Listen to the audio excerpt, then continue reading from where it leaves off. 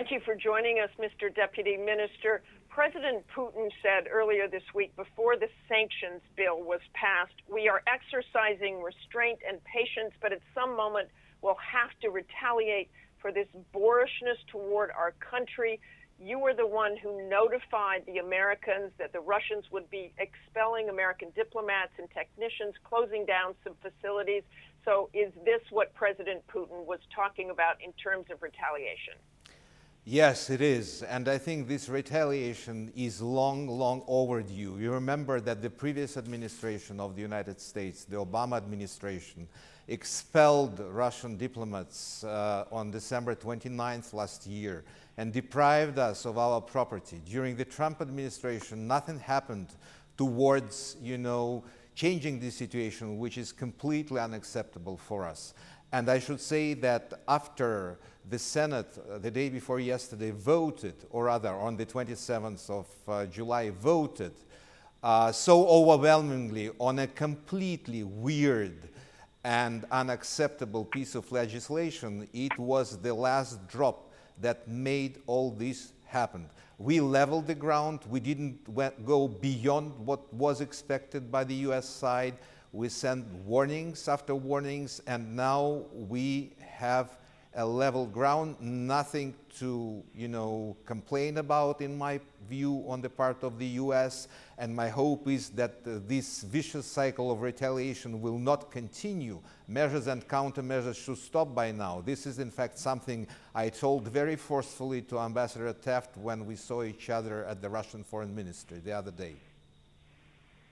And can you tell us a little bit more about that meeting? Did you expect this would happen, and you already knew what the retaliation would be? I mean, it seems like a tit for tat. What do you expect to accomplish from this? We are hopeful that after an effort on our part to persuade the US colleagues on the need to move from a very bad and miserable stance in which our relationship find themselves for the moment, that we now start something different, try to start on a something different path. And that was the message all along. For 7 months, we waited so long, we thought it was sufficient time for decision makers in New York to change their minds. It didn't happen.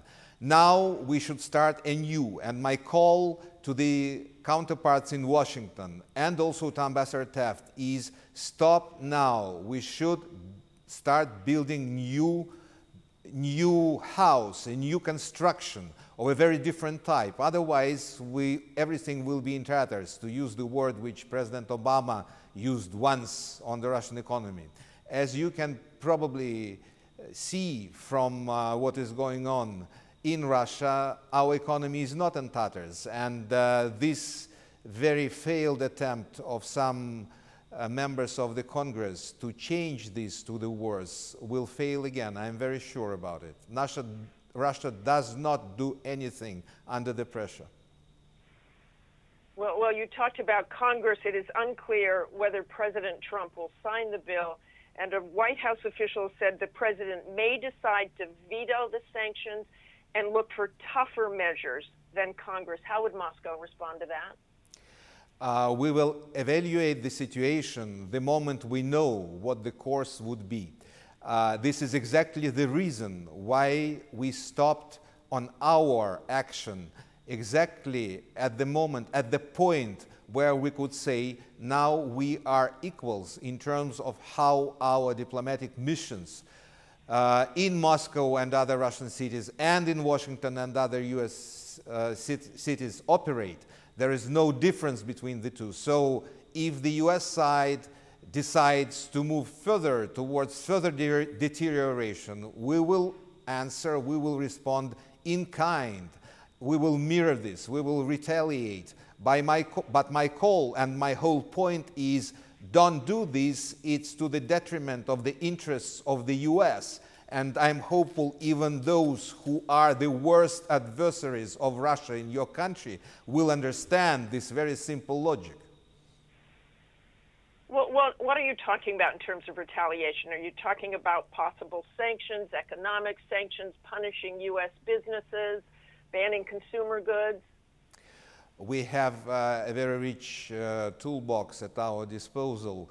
It would be ridiculous on my part to start speculating on what may or may not happen, because that's against all the logic of this tit-for-tat play or a broader diplomatic game, whatever you would call. We are not gamblers. We are people who consider things very seriously and very responsibly. So it would be a complete professional failure on my part to disclose any of the options at this moment. But I can assure you that different options are on the table, and consideration is being given to all sorts of things, both symmetrical or asymmetrical, to use a very popular word in the world of diplomacy.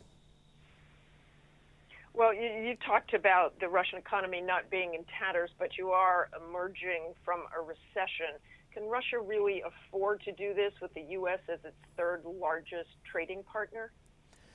I think we can, and I think also every single step which people on the Hill in particular take to make our lives more difficult brings us closer to the moment when we will develop all sorts of alternatives to the US financial system, to the dollar reserve currency system, dollar-based reserve currency system, to all sorts of areas where the whole world, and not just Russia, is dependent on very frivolous action on the part of the US.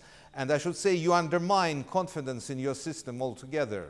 When we're talking on property, I believe every single child in the US understands what the words "no trespassing private property" means.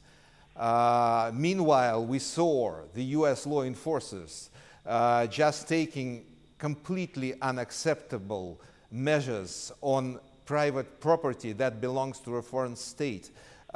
We can't have more evidence of a very wrong direction in which political thinking in the US has taken in recent time.